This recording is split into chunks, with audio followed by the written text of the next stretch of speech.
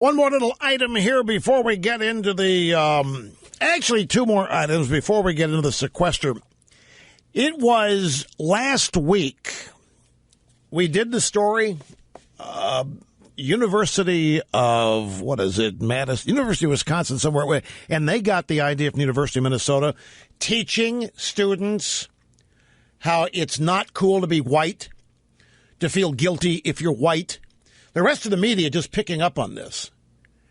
The story's been out there now for 5 or 6 days, and you now are seeing cable news networks get into this. I actually saw today on Fox, they had a panel on this. An African-American woman, totally makes sense, because all we're trying to do is start a conversation. We need to talk about race in this country. So we need to talk about race. We need to stop talking about race.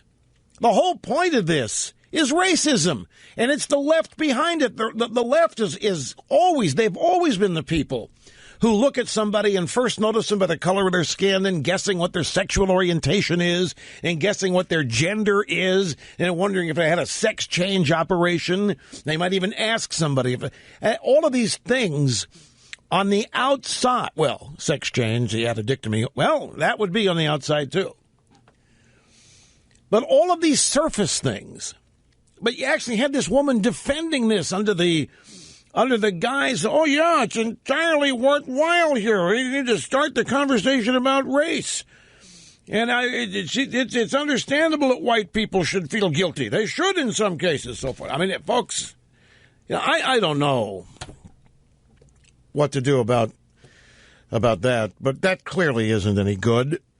That clearly isn't healthy. And the very people who are out every day charging people with racism are the very people themselves engaging in it. By suggesting that the first thing that you notice about somebody is their skin color, and then these leftist progressives are demanding what you think about that person. You think it cannot deteriorate any further, and it just continues to. From